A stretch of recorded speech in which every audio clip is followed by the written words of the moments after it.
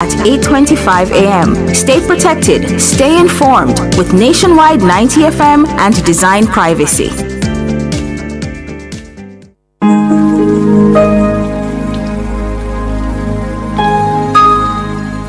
Hi there. Here's some good news for these trying times. Quote, "By God's word, I can see where I'm going. They throw a beam of light on my dark path." Unquote. Psalm 119, verse 105. Listen for God's Word weekdays at 5:45 a.m. and 12:55 p.m. through Oasis. Stop by for a refreshing drink and share a God perspective for the day. Oasis. Weekdays 5:45 a.m. and 12:55 p.m. right here on Nationwide, a revolution in media. The rebroadcast of the Oasis can be heard weekdays at 5:45 a.m. Not a mercy. This one is very classic, dedicated to all the schoolers who are taking them. If you've ever struggled to pass an exam, then you'll know that students today are under great pressure to get good grades and secure qualification needed to move on to higher education. The problem is that too many students are struggling alone and could really benefit from connecting with hardworking teachers and other bright students in other parts of the country and the region. Join me, Dennis Brooks, this and every Friday evening from 8 to 9, with a repeat on Saturday morning from 8 to 9. For the A-Team, a study group on radio, my team of teachers, students, and experts will break down the syllabus, giving you information, tips, and past paper questions that will help you get top grades in your upcoming exams. Follow us on Facebook Live and on Twitter and be a part of the community. It's the A-Team. Fridays at 8 p.m. with a repeat at 8 o'clock on Saturday morning. It's your free extra class on radio and social media. And it's right here on Nationwide 90 FM, the revolution in media. Me sing, buck, buck, buck. If you pressure on no buck, you illiterate and foolish, you might on a cook. And you not gonna get no work, and your teeth like a puss. Send me granny with a purse, I eat you off a joke. If I see devil hold your red and big tonight, you puke, me look and say, buck, buck, buck. If you pressure on no buck, if you not have no education, people treat you like a book. Turn you in a handy man, dog. Good evening, Jamaica, and welcome to another great edition of the A-Team Radio Show right here on Nationwide 90 FM. Of course, you are listening to the voice of Damien Scarlett this evening, and I'd like to just greet all of you. It's an interesting Friday. A lot of traffic on the road, but if you're still heading home at this time, we're so glad to be coming to you live from the studio as you are going home, or if you're already at home, safe and dry. We say good evening to you. This evening we are focusing on what I call inside the classroom. Now, the first week or so have gone so far in terms of back to school, and we know that the students are in the classroom and they're getting acquainted with their new teachers, they're getting acquainted with their friends and making new friends and all of that. So not much in terms of teaching in the high school, it's getting familiar with the space. So this evening we are going to be speaking with three wonderful teachers from our beautiful island, Jamaica. We're going to be looking at just what the teaching experience is like. What really led them to the classroom. So this evening, we're going to be inside the classroom and we want to hear from them. And let me tell you who we have this evening. So in studio we have with us Mrs. Paula Roden. She has been fulfilling her vocation as a teacher of mathematics for many years, and she's very passionate about the subject of math. That's a conversation that I'd love to have with her. She has taught within the secondary school level, and also she's a lecturer at the tertiary level. Her career spans Jamaica, England, and parts of the United States. And a little later on, we'll learn some more about her. We are going to be also joined by Dwayne James. James, he's a geography teacher, and he hails from Manning School. He's a past student of the Manning School, and Sir James is passionate about integrating technology into education and fostering that kind of a student environment that is welcome for learning and adaptation. And then we're going to be joined by Abigail Samuels. She's also a history teacher, and she's focusing on just evolving her teaching skills as she seeks to uplift and to educate young minds in that particular area. So we have geography, we have history, we have mathematics represented. Good evening, everyone. I believe that Abigail and Duane is online. Yes, good evening. Hi, evening. All right, wonderful. All right, welcome to the show. Now, the first question I just want to ask us, why teaching in the first place? What led you into this career path? I want to start with Paula, and then I'll go over to Abigail and then Duane. Thank you, Damian. Teaching for me is a life dream. I remember that as early as I can recall, people used to ask me, what do you want to do? And I've always said to them, I want to teach. Incidentally, I have been in the private sector, and every time I get a job in the private sector, it leads me back to teaching because I have a deep passion for math, for the teaching of math. And I believe that I need to help to save some people, because many people in our society, not just in Jamaica, but across the world, they have this phobia for math. Yes. And I think that I have been doing quite a good job in helping them to get over that hurdle, to help them to see that they too can pass. And as I've said to my students this week, everyone can do math. Not just the brilliant, not just males, because sometimes, when I was growing up, my math teacher let us feel that math was just for boys. Wow. And I have lived to prove him wrong. So it's a deep passion that I have for the subject. Well, I'm so glad to hear you say that. I'm going to talk to you some more about that.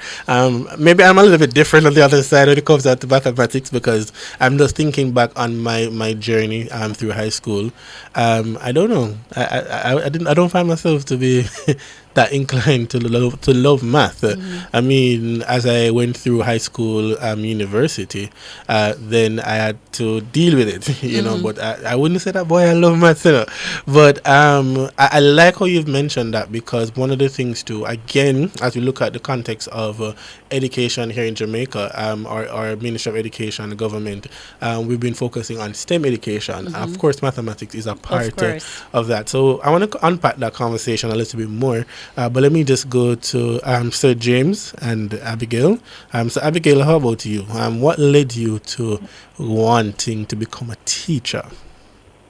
Okay, thank you, Damian. So teaching is one career that found me, I would say. Yes. Because I didn't originally start I want to be a teacher, but somehow I found myself in a career.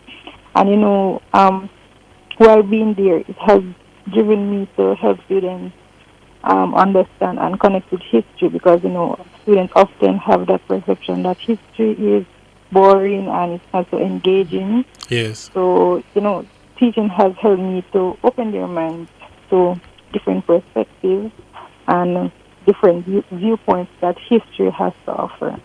So basically, the teaching journey found me, and I've found myself opening up, helping students to develop that passion, helping them to think of what happened many years ago, and helping them to relate to our past events and how it has shaped our country and even the world. Yes. So that's what I have to say about my teaching journey. All right, I'm going to come back to you on that in terms of the historical aspect there, because that's a lot of information to gather and to regurgitate, if I want to put it that way. But in terms of the geography, though, Sir James, talk to us about that. What led you into teaching, and specifically for the area of geography? All right, good evening. Thank you so much for that question. So for me, teaching was more of a mission. something like, I would say, a calling. Because from a tender age, I always had like this drive to make a change, make an impact. So I didn't really want to venture into a field in which I felt as if I wasn't making an impact. So teaching, especially geography, most students consider geography to be a very difficult subject because it's very much content. And I think that teaching has provided me with an avenue in which I can actually impact lives. There's no better feeling than to be in the classroom and have a student who probably didn't understand a concept, and just by you taking an extra minute out of your day, you have actually enabled them to understand the concept. So for me, teaching was more of a life mission, because I'm here to actually make an impact on the life of others. Yes. Thank you for that, and you're quite right in terms of the fact that teaching is a mission, It's a vocation. and a vocation. And one of the things too is not just being in the classroom and just passing on information, but you have young minds that you're trying to nurture And mold. right? and to mold them in that regard. We're going to be taking our first break. When we come back, we're going to pick up the conversation. We're inside the classroom. We're trying to find out more about what it is like being a teacher. This is the A-Team Radio Show. We'll be right back after this. I hit you off the joke. If I see them, I hold your red and big tonight. You puke, me look and say, guilty. Outperform, outlast. Guilty. With top performance. Guilty. Guilty. Jackama. Reliable. Full stop. Not comma. We have the expertise for drilling and demolition. We have the power tools for plumbers and electrician. Fancy select tools, 3 parts and 3 repairs. 3 parts, 3 repairs. 2 to 3 years. Hilton. Available at Delta Supply, 106 Hagley Park Road. Call us at 876-302-6111-4. Delta Supply. We service what we sell.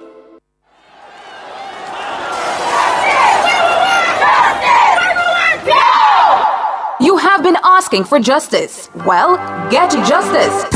The Ministry of Justice presents Get Justice, a program focused on giving Jamaicans information on how to resolve their conflicts and access justice services. The series will highlight the justice services of the ministry, to include social justice, estate planning, legal aid, and expungement. Join the discussion by calling 876-630-93714 or participate via their social media pages at MOJ Official JM on X, formerly Twitter, Facebook, or Instagram. Get Justice with the Ministry of Justice every Thursday at 11 a.m. only on Nationwide 90 FM, the new revolution in media. MOJ Ministry of Justice, come access quality service. MOJ taking justice to the people of Jamaica.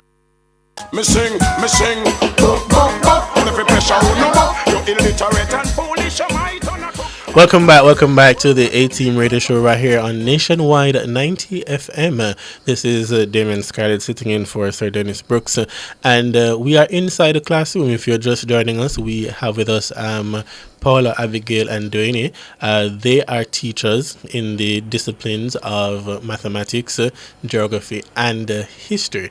And just before the break, we were getting an introduction of why is it that they were drawn into the classroom to teach and to educate and to inspire younger minds.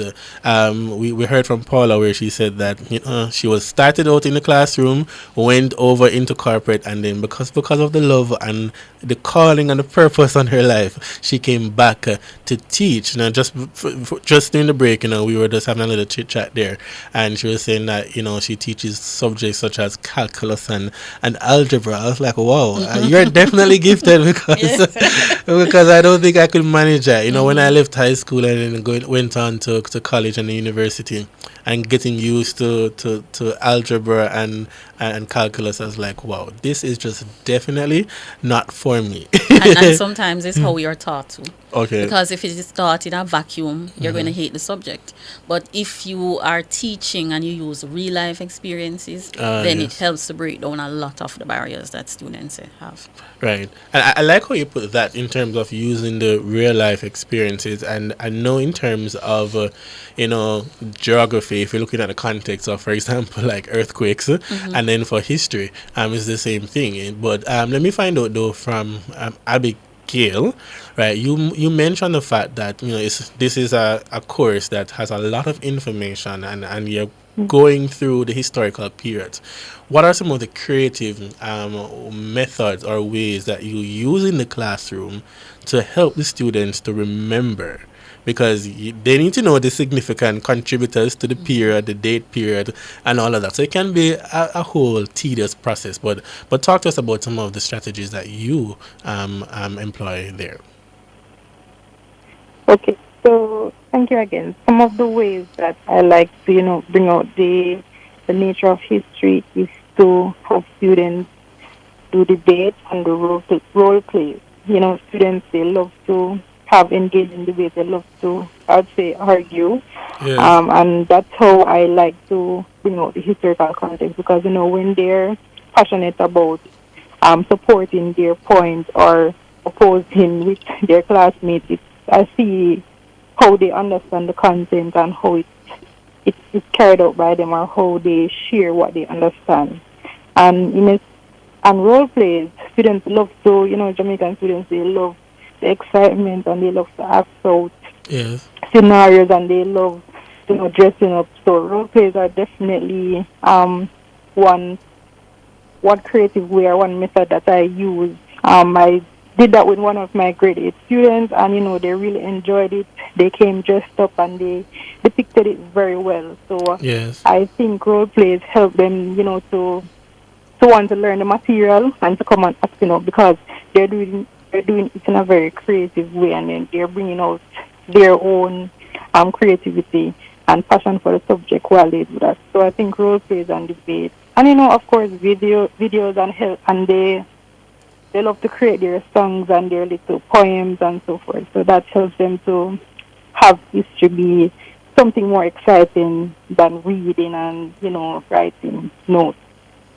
Yes, definitely. So definitely have to be dynamic in the style that is used there. Doing. Is there anything else you wanted to add to that in terms of from the geographical outlook? Okay, so from the geographical outlook, now most persons or in most educational institutions across the island, we have geography STEM under the humanities department.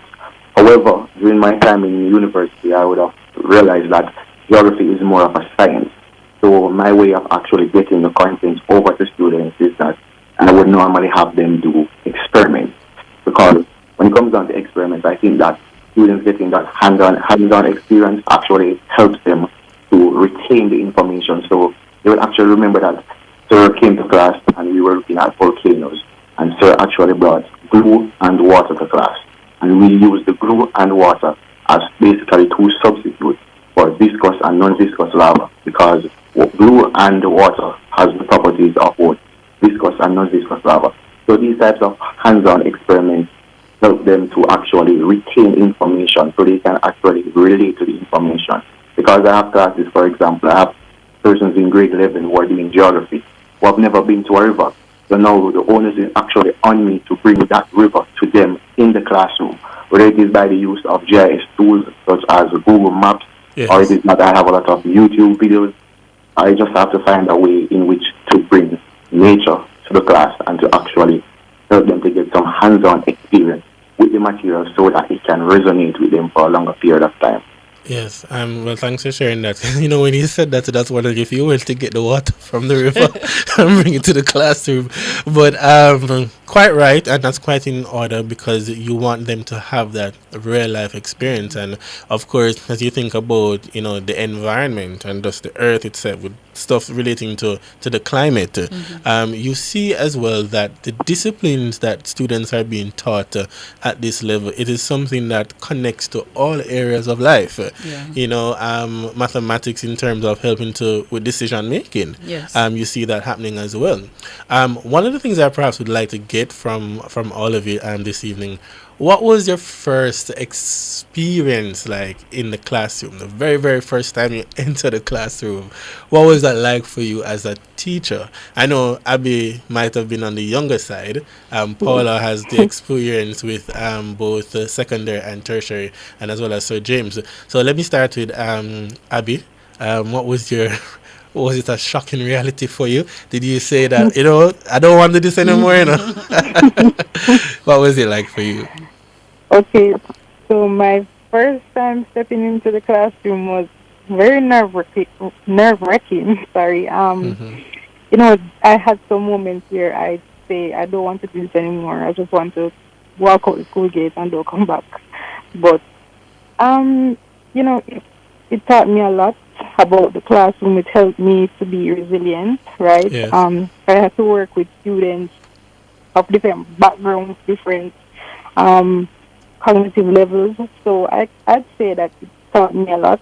It was also very stressful. I had to learn to manage my time better. Had to learn the importance of, you know, submitting lesson plans on time and, you know, dealing with administrative staff. So I'd say that while it was very nerve-wracking, I learned a lot. I learned to work with students. I learned about how to manage the classroom and how to, you know, develop my confidence, especially with the confidence in the subject and confidence in myself. So that experience really taught me a lot about myself. Yes. Hey, thank you, and that's really important too, because you also want to go in there with a sense of confidence that you know the material that you're presenting. I know earlier on, Paula, you were sharing that sometimes if you're not careful, you might consider yourself as being shy. But then when you go into the classroom, when you know your content, you know what you're about and what you're delivering. That is what also makes the difference there. How about you, Danny? Okay, so my first time entering the classroom, it was basically a lesson for humility and just an indication that no matter how old we are still able to learn from others. So basically what happened is that I stepped into the classroom and I really didn't know the names of the students because remember it was my first time interacting with them. So I wasn't really worried about my content because I'm very confident when it comes down to my content. However, you know, in Jamaica we have some terms that we use in incorrect context. Now, my girls at Immaculate Conception, they're a bit, in Conception High, they're a bit meticulous when it comes down to their vocabulary. Yes. So, for example, when you enter the classroom, based on how students are arranged, you would probably say that they're in a row, but technically they're in a column.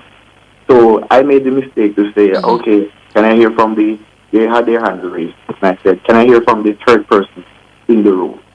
And they went on to correct me to say, sir, we're not in a row, we're in a column. Now, for me, this was a bit nerve-wracking, and this pushed on my anxiety. I was like, oh my God, he's correcting me in front of the entire class.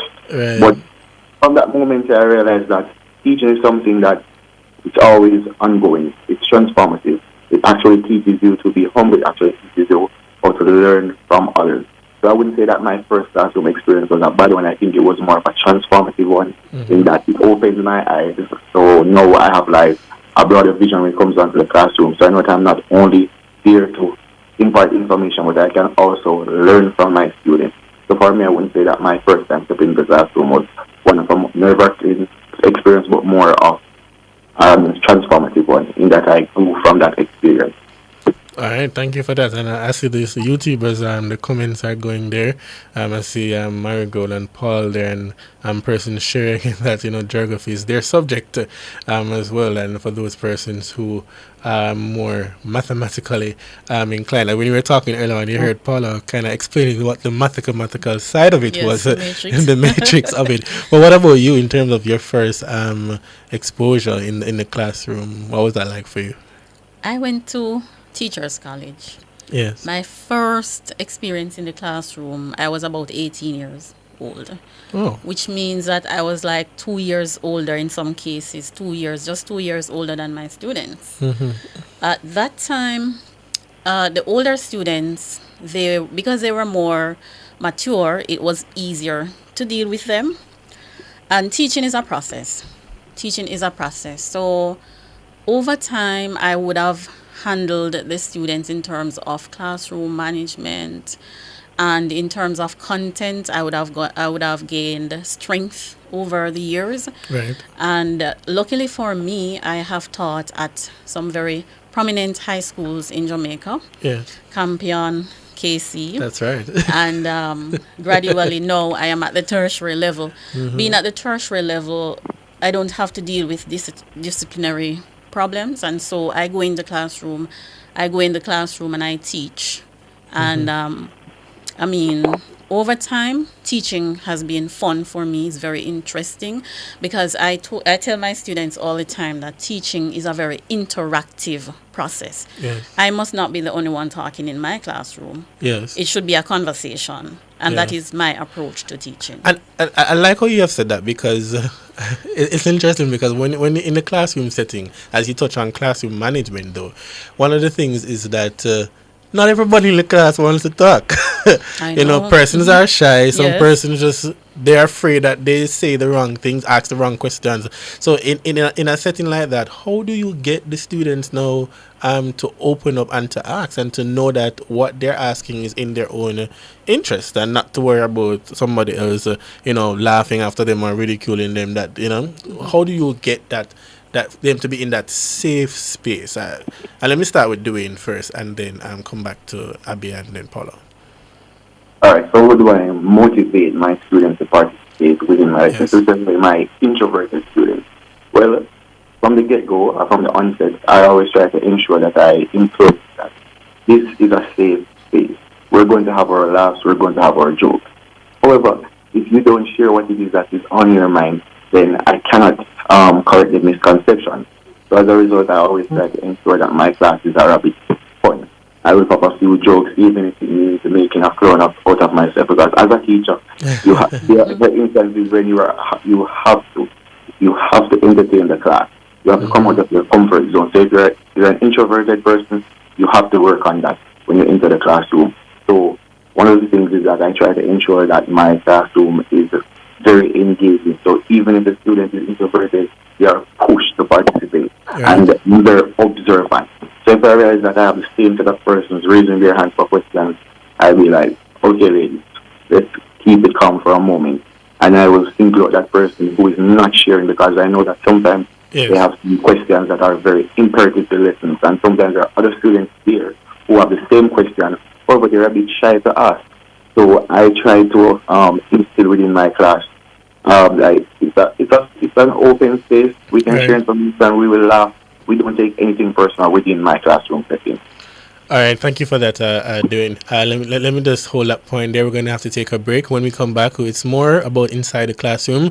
We're speaking with Paula, Dwayne, and Abigail. This is the A-Team Radio Show. Soon come. And you not gonna get no work, and your teeth like a puss. Send me granny with a purse, I eat you off the joke. If I see them, I hold your red and big tonight. You puke, me look and say, undeniable that we should be together. The true beauty of music is that it connects people. It carries a message. It speaks to you.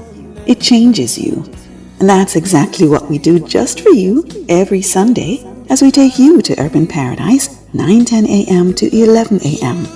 Urban Paradise is our weekly musical journey that will serve up 110 glorious minutes of positive storytelling through music, mixed in with inspirational features to provoke thought and to heal the soul.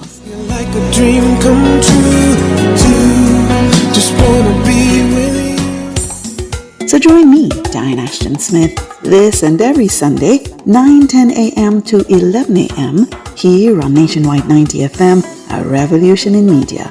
Urban Paradise, opening our hearts, connecting to others.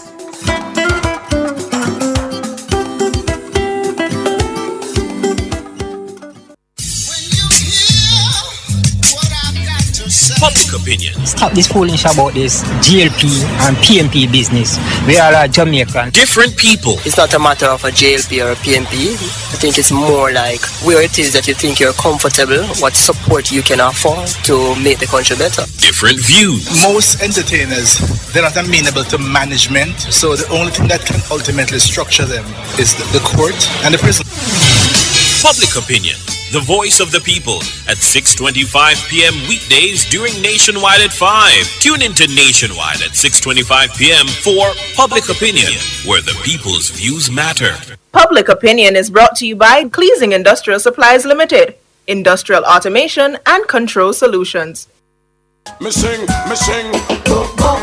every pressure, you illiterate and foolish, you might Welcome back to the A-Team Radio Show. If you are just joining us, we are inside the classroom today. And what do I mean by that?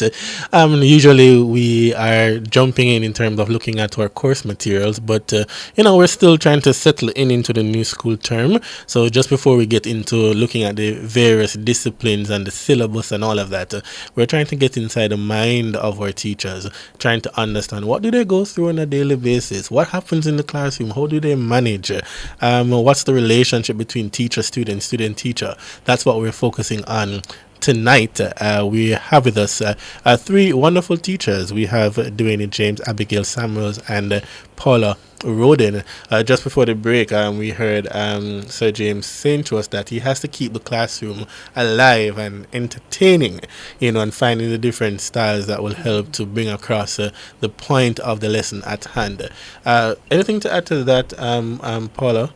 Sure. I know before the break, and I was saying that when I was in school, I remember sometimes the teacher would say, "Come to the board," right, Yes. to work out this problem. Mhm. And you're just sitting down there like, why do they have to pick on me? What is that like in that moment? Those things happen still? Of course. Do we call students up to the board and just to explain that is not to pick on anybody, but Just to encourage them yeah. to learn. For me, my presence in the classroom is of utmost importance. Yes. I have to let the students know that they are capable of doing the course or the subject. Because if I go in the classroom and I have this air that, okay, math is hard, it's going to influence the students. So I have to encourage the students and I have to be a part of the process because Yes. I want my students to learn. I want to bridge the gap between those who have a difficulty with the subject and those who have a little knowledge. I have to Yes. be there to facilitate them. I have to be there to take their questions, to take their concerns. I have to communicate with them and I have to allow the process to be as interactive as possible. Yeah, and one of the things too is that in the classroom you have different personalities that you are dealing with. Managing, it's not just delivering the content, but in terms of dealing with student behavior, we find that is also a challenge as Yes. well. I know sometimes when students are misbehaving, it's easy for sometimes a teacher to say, well, you go outside and when they calm down and say you can come back. But what are the best ways though to manage the behaviors in the classroom? I know that Paul is probably on the more experienced side, but let me just find out from Dwayne and Abigail. Do you find that to be a challenge for you in terms of dealing with the behavior? Sometimes you see students acting out in such a way where it's not because they want to. There's perhaps a hidden background home situation, something that is happening. How do you navigate that? Because I'm going to give it to Dwayne to go first and then Abigail, because one of the things is that it's just said that most of our time as students are spent away from home, basically. You spend 8 hours, it's almost like a job. Yes. You're at school from as early as probably 6:30 up to about 3 o'clock. Or later. Or later if you're extracurricular activities and sports. Dwayne, go ahead.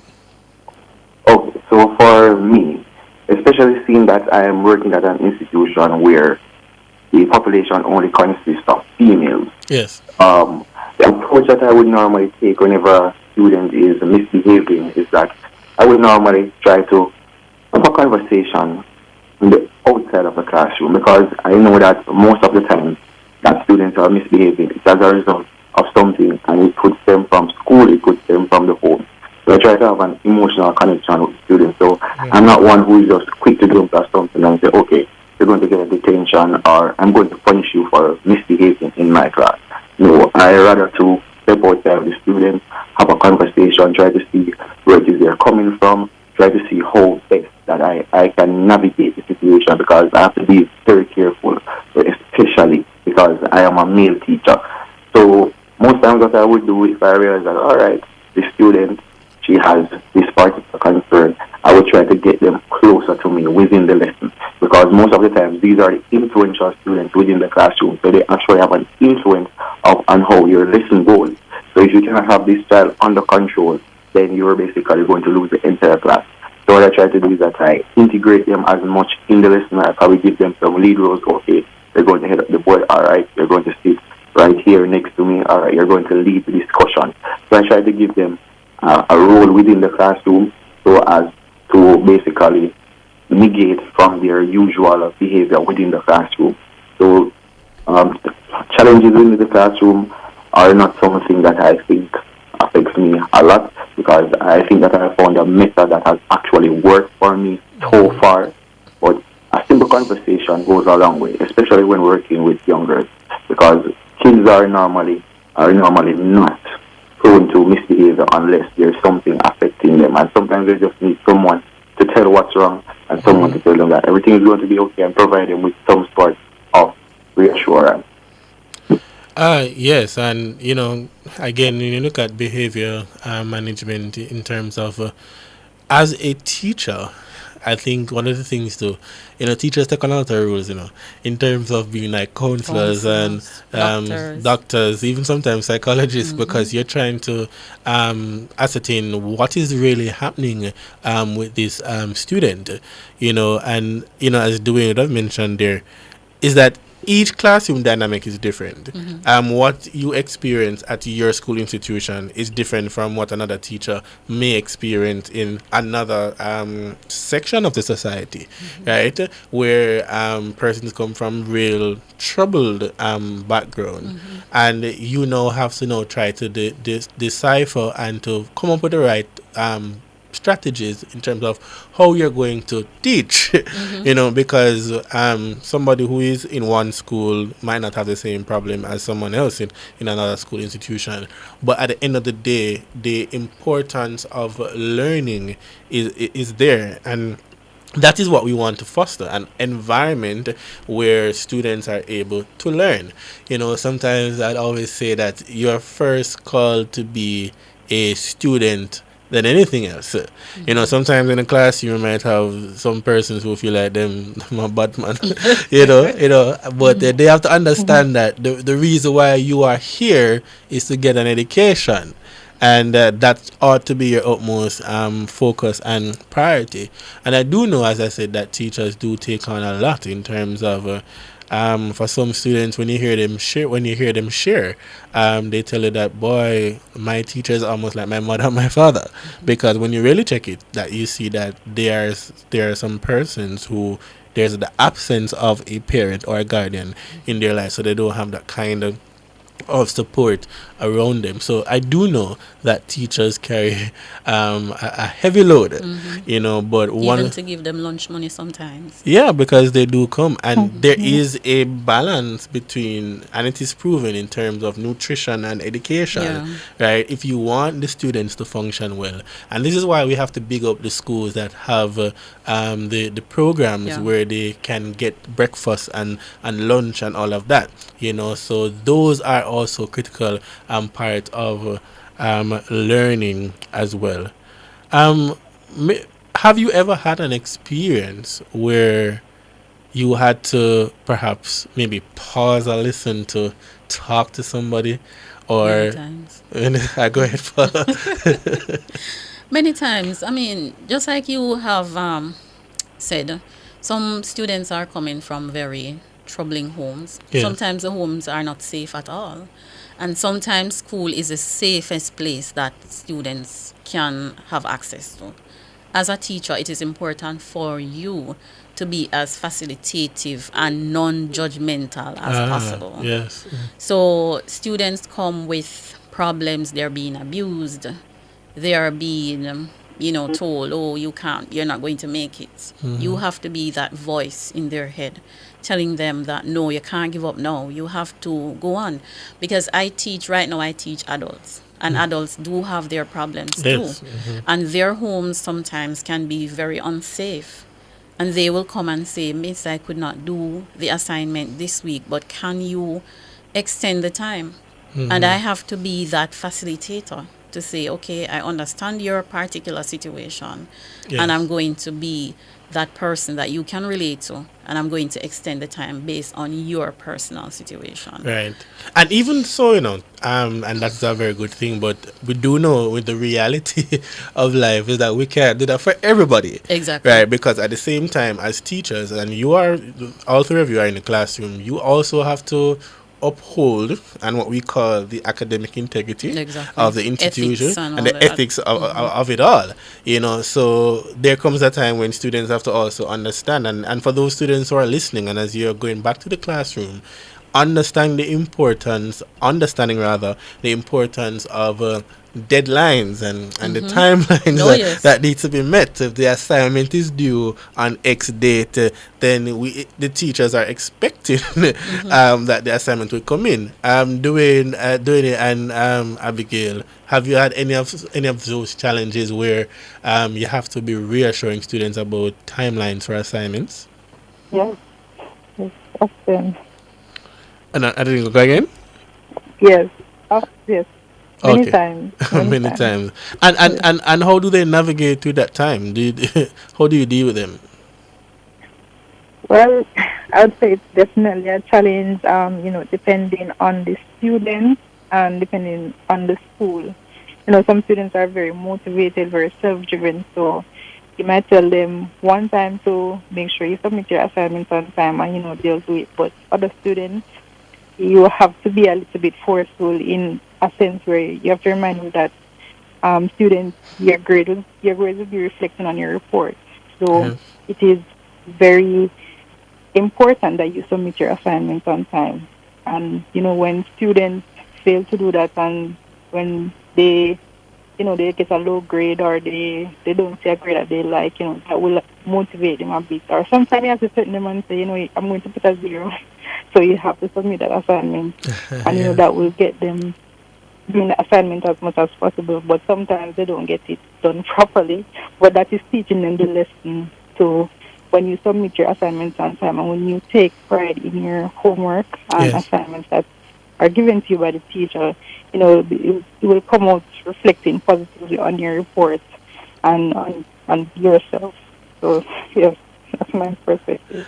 All right, thank you for that. We're going to be taking our final break, and when we come back, we're going to wrap up our conversation as we look at what are some of the other barriers towards learning and the use of technology in the classroom. Is that helpful? Yes or no? When we come back, we'll touch on that. This is the A-Team Radio Show. Soon come.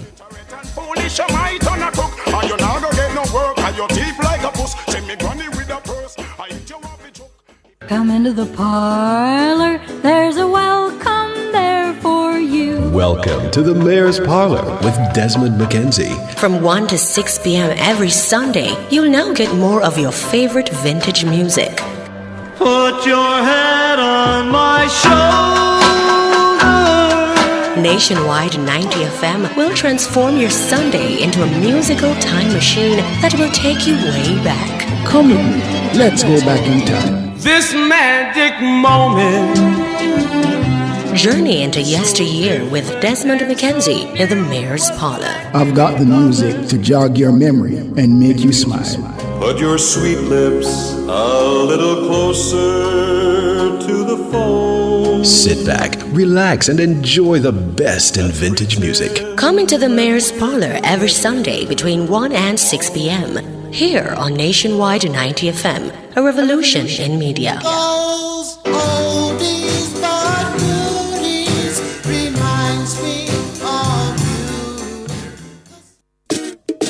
It's the weekend and the youth are taking over the airwaves. Yes, we are the new voices and faces of the Talk Up You radio show. The voice of the Jamaican youth right here on Nationwide 90 FM. After a busy week of work and school, come unwind with Jamaica's #1 youth radio show. We're bringing you entertainment, fun facts, and staying true to youth development and advocacy. Catch the action each and every Saturday as we roll out buzzy segments. What say you? Youth for chat, life skills, global connect, and Bust the Youth. That's the Talk Up Youth radio show. Saturdays 11 a.m. to 1 p.m. on Nationwide 90 FM. Talk Up Youth, Miss Effie. Talk Up Youth, don't miss it.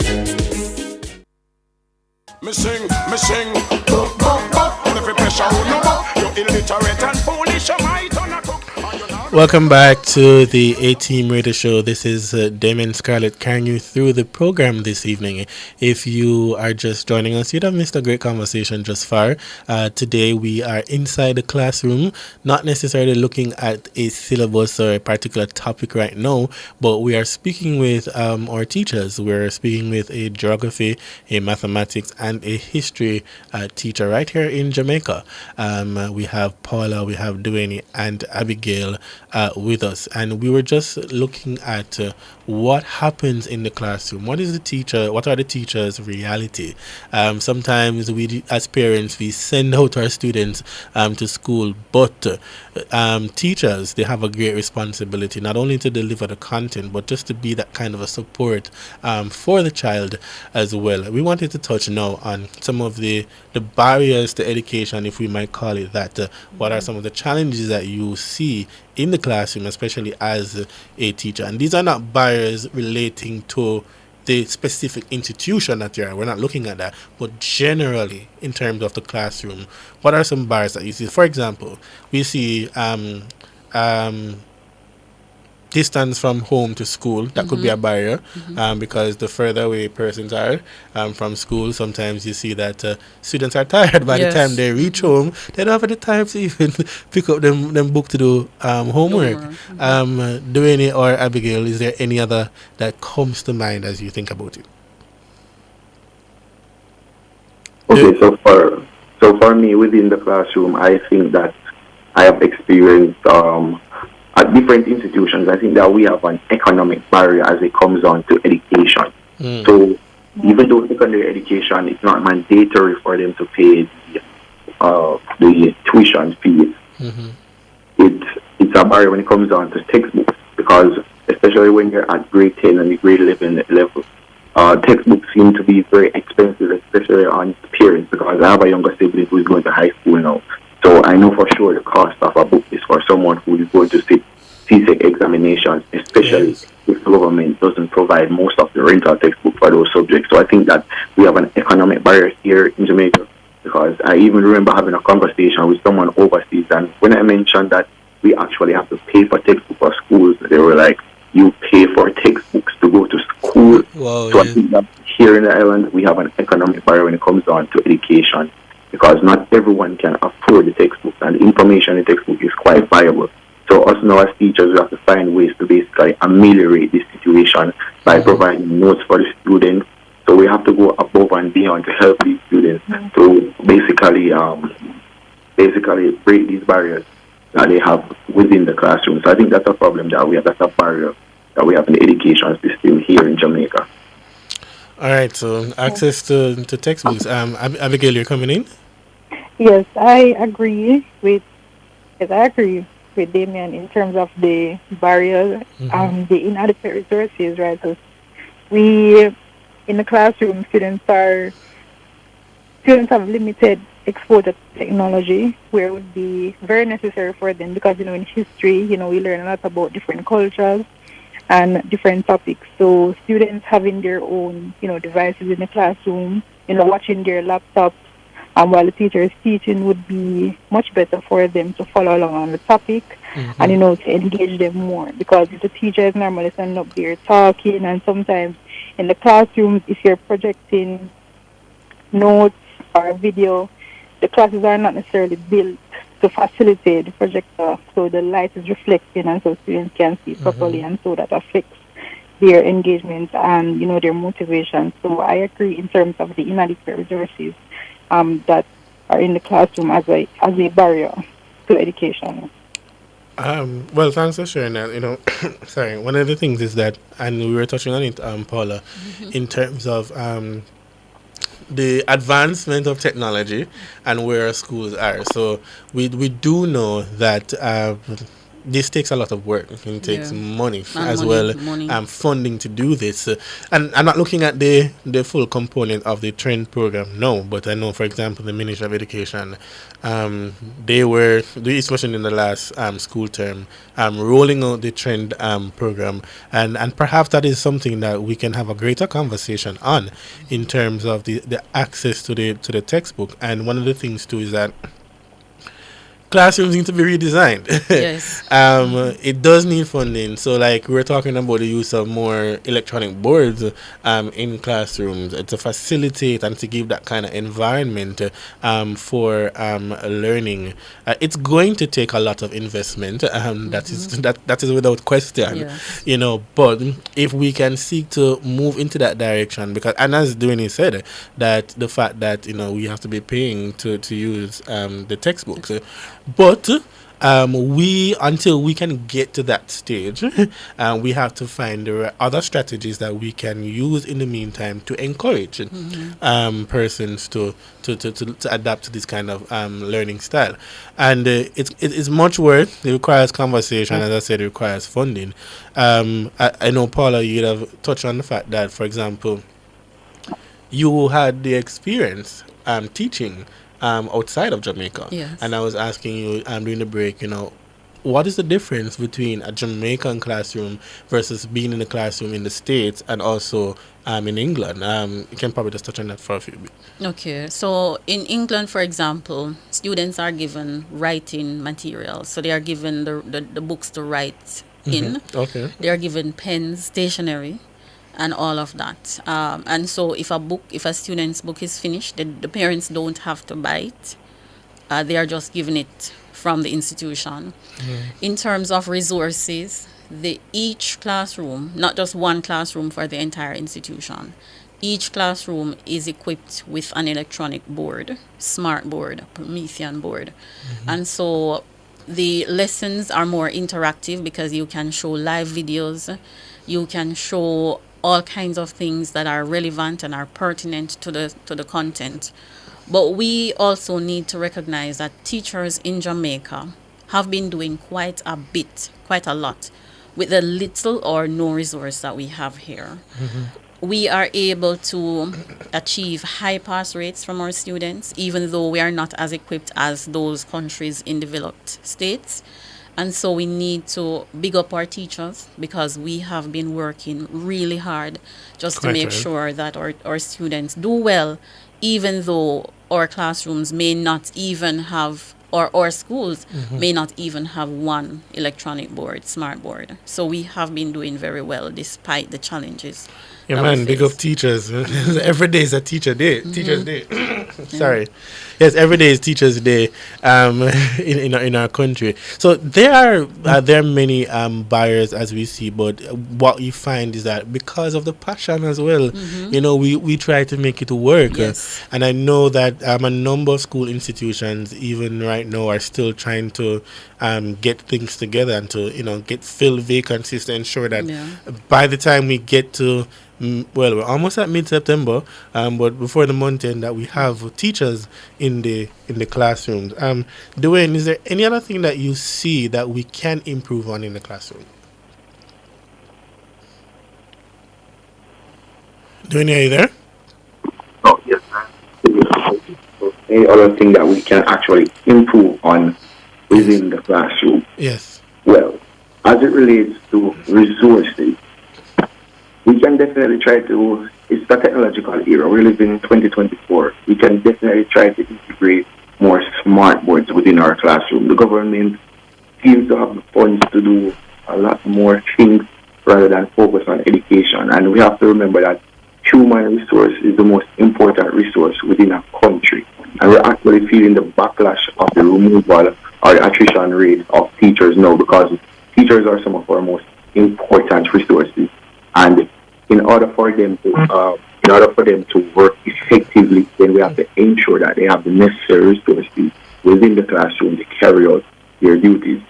Now, when I speak of resources, it could be anything. It could just be the addition of a smart board. It could just be the addition of better internet facilities for high schools, because now most of the things that we're doing now as it relates to high school teaching, it has to be focused around technology, because we're living in a technological era. We have to prepare the students for what it is that you're going to meet when they matriculate to university level. So we have to mimic the university level at the high schools, and I don't think that we have enough resources to do that. So I think that's one of the challenges that we have here within the classroom. Well, sorry. Well, one of the things that you'd realize, thanks for that, Anthony, is that and we must be balanced in our reasoning as well. I do know for a fact that very expensive, very expensive. But one of the things I was going to say is that I do know for a fact that our education ministry, the MOE, that they have entered into conversations, and in terms of throwing their support behind the smart board technology. Some schools may have had one or two already installed, and it is a work in progress as we get there. So I think what we need to do as we continue to lobby for this kind of thing in the classroom, whether through union groups or through the JTA or whatever opportunities that we get to speak to our representatives at the Ministry of Education, just to continue to press the need for the advancement of the technology in the classroom. But even just looking at something here recently, as back in April, we saw where Minister Williams was also talking about that in terms of more smart boards in the classroom. Because we want to advance in terms of where we are as a country, and it's as you mentioned, third world, but we can get there. Much more work to be done. But again, as we said, that we salute all our teachers, whether you're teaching mathematics or English language or social studies, you name it. Whether you've moved from, like Paula, from the secondary to the tertiary, where you have other persons in your classroom now, adults are sitting in your classroom trying to learn. It also shows us the lifelong learning process, that learning does not stop at high school. No, it's a learning. It's a process. It's a process. It is a process. Well, great conversation, and we're basically out of time. But what I want you to do for me, just in about 10 seconds, just to give an encouragement out there to a student who may be listening to this program tonight. Let me start with Dwayne. Go.